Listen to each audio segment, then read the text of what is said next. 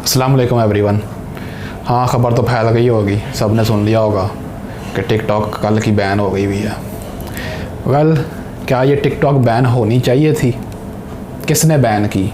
किस वजह से बैन की? क्यों बैन की गई? क्या वजह थी इसके पीछे? और कौन सा कानून है, कौन सा लॉ है जिसके मुताबिक इसको बैन किया गया? तो चलें आज मैं आपको ये सारा कुछ बताता हूँ। और क्या ये बैन होनी चाहिए थी? इस वीडियो के एंड पे मैं अपनी राय दूंगा, उसको मानना ज़रूरी नहीं है, लेकिन मैं जो बेहतर समझता हूँ वो मैं बताने की कोशिश करूँगा अपनी तरफ से। तो चले आए पता करते हैं इन सब चीज़ों का।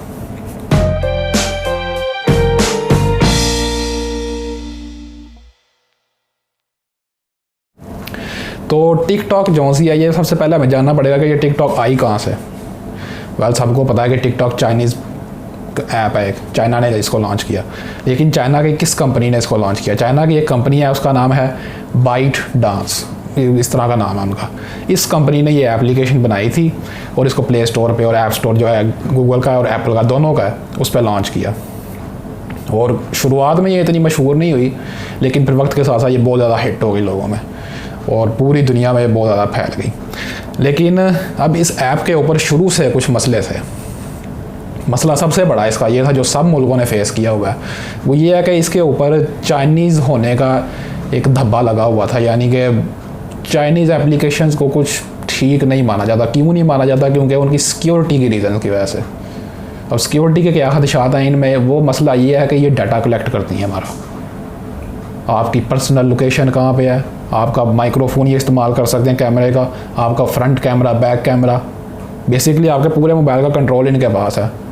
तो सीधी ज़ुबान में अगर एक बंदे की जासूसी करनी हो तो इससे ज़्यादा और क्या चाहिए आपको? तो ये तो सीधी ज़ुबान में एक पूरा इजाज़त देना है एक बंदे को कि आओ जी मेरी जासूसी कर लो। और जो चाइनीज़ एप्लीकेशन है उनके पहले ही बारे में ये मशहूर है कि ये चाइनीज़ गवर्नमेंट के साथ डायरेक्ट राब्ते में होती हैं। तो ये एक सिक्योरिटी खदशा था शुरू से इन एप्लीकेशन को लेकर।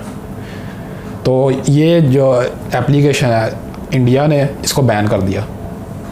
पाकिस्तान ने इसको बैन किया 2020 में, इंडिया ने मेरे ख्याल से 2019 में इसको किया था बैन।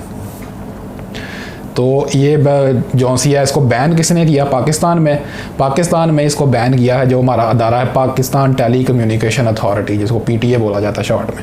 PTA जो सा ये एक गवर्नमेंट का अदारा है। इसका बेसिकली काम ये है कि ये जितनी भी हमारी टेली कम्युनिकेशन यानी कि टेलीफोन के ज़रिए जो राब्ते होते हैं, जिनमें इंटरनेट भी शामिल है, उन सब की चीज़ों को रेगुलेट करना है। शुरू में इस PTA के पास इतनी पावर्स नहीं थी कि जो इस ये बैन कर सकता किसी चीज़ को। लेकिन फिर 2016 में पार्लियामेंट ने एक एक्ट पास किया जो मेरे सामने इस वक्त खुला हुआ है। इस एक्ट का नाम है prevention of electronic crimes act 2016। इस एक्ट ने जो सा है PTA की मज़ीद पावर्स को ब्रॉड कर दिया।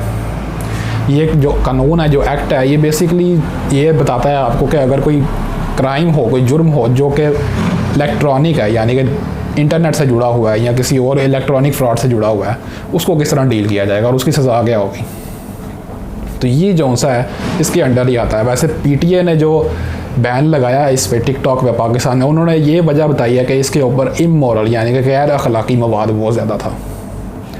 हाँ, किसी हद तक दुरुस्त है ये बात, क्योंकि टिकटॉक पे बहुत ज़्यादा गैर अखलाकी मवाद था। मैं यहाँ पे आपको वो वीडियोज़ में दिखा भी नहीं सकता, वरना यूट्यूब मेरी वीडियो एज रिस्ट्रिक्ट कर देगा पकड़ के। इतना गैर अखलाकी मवाद है वो। लोगों ने तो देखा ही होगा, ज़ाहिर सी बात है, लेकिन मैं यहाँ पे आपको ही यूट्यूब पे भी नहीं दिखा सकता, मेरी वीडियो एज रिस्ट्रिक्ट हो जाएगी। तो इस वजह से PTA ने इसको बैन किया।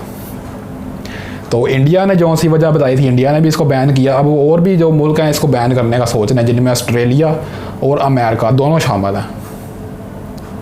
और अमेरिका में तो यहाँ तक कहा जा रहा है कि हो सकता है ये नवंबर में या दिसंबर में इसको बैन कर दें वहाँ पे। और ऑस्ट्रेलिया भी इसी चीज़ पर सोच रहा है कि क्या हमें ये बैन करनी चाहिए। ये सारे मुल्क जो से हैं वो तो सिक्योरिटी रीज़न की वजह से कर रहे हैं। पाकिस्तान में उन्होंने ये वजह बताई है कि जी हम लोग इमोरल गैर अखलाकी मवाद की वजह से इसको बैन कर रहे हैं।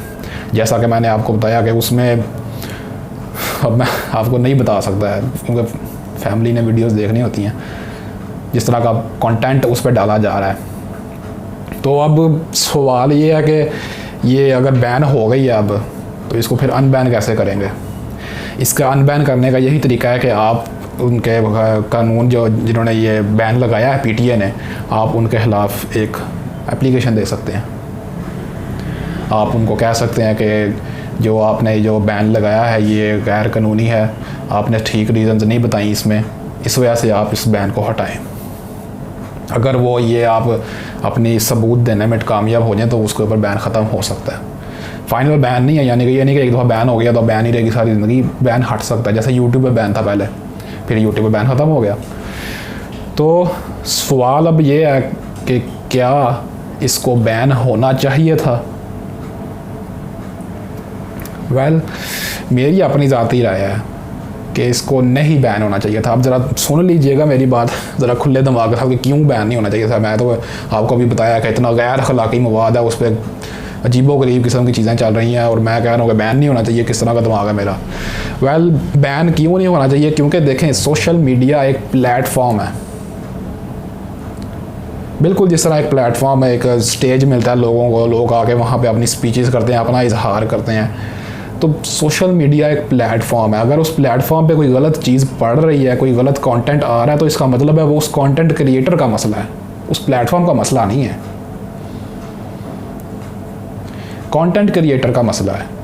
हाँ, हम लोग उस प्लेटफॉर्म को ये कर सकते हैं कि हम उनको वार्निंग दे सकते हैं कि आप इस तरह का कंटेंट इस प्लेटफॉर्म पे मत लाएं जो हमारी कम्युनिटी के ख़िलाफ़ जा रहा हो या जो हमारी सिक्योरिटी के ख़िलाफ़ जा रहा हो। ये हम लोग कर सकते हैं। लेकिन उस पर बैन लगाना, अगर अब आज टिकटॉक पे बैन लग गया तो कल को फिर लोग कहेंगे कि इंस्टाग्राम पे भी बैन लगना चाहिए, फेसबुक पे भी लगना चाहिए, फिर यूट्यूब क्यों चल रही है, यूट्यूब पे भी बैन लगना चाहिए क्योंकि उस पर भी बहुत ज़्यादा कंटेंट है। तो बात असल में कंटेंट की है, सोशल मीडिया प्लेटफॉर्म की नहीं है। टिकटॉक एज अ प्लेटफॉर्म कोई गलत चीज़ नहीं है। एक प्लेटफॉर्म जिसको आप इस्तेमाल कर सकते हैं गलत चीज़ फैलाने में, आप उसको अच्छे काम के लिए भी तो इस्तेमाल कर सकते हैं। जैसे यूट्यूब को करते हैं लोग, फेसबुक को भी करते हैं, सबको करते हैं। तो बात असल में यह है कि हमें इस चीज़ का इस्तेमाल, सोशल मीडिया का इस्तेमाल एहतियात के साथ करना चाहिए। उसको अच्छे मकसद के लिए इस्तेमाल करना चाहिए, इंफॉर्मेशन शेयर करने के लिए, नॉलेज शेयर करने के लिए, ना कि गलत, इमोरल और इस तरह की चीज़ें शेयर करने के लिए। वरना फिर इंटरनेट तो भरा ही है इन चीज़ों से सारा। लेकिन फिर ये हो सकता है कि हम लोग उस इंटरनेट का वो हिस्सा जो इमोरल है उसको हम लोग अपनी कंट्री में रिस्ट्रिक्ट कर सकते हैं कि ये कंटेंट हमारी कंट्री में नहीं चलेगा। लेकिन उसको बैन नहीं करना चाहिए, क्योंकि अगर ये बैन का जो कल्चर चल पड़े तो फिर इसका कोई हाल नहीं है। फिर तो कल को कोई भी उठेगा कहेगा ये भी मेरे ख़िलाफ़ है तो इसको भी बैन करो। हर चीज़ को बैन करते जाएंगे तो फिर बचेगा क्या बाकी? फिर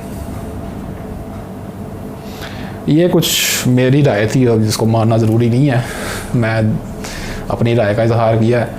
अगर कोई समझता है कि टिकटॉक को बैन होना चाहिए तो ठीक है, मैं उससे एग्री करता हूँ। अगर आप ठीक है मानते हैं, अगर एक लिमिट के अंदर रह के होना चाहिए बैन तो फिर ठीक है, होना चाहिए। और हुकूमत ने तो कर दिया इसको।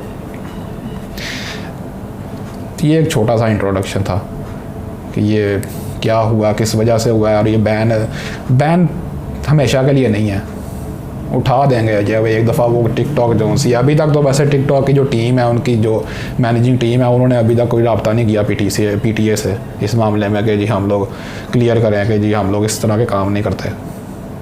करेंगे तो हो जाएगा मसला हल। देखें अब क्या होता है। तो आप अपना ख्याल रखिएगा। हम लोग फिर मिलेंगे किसी वीडियो में।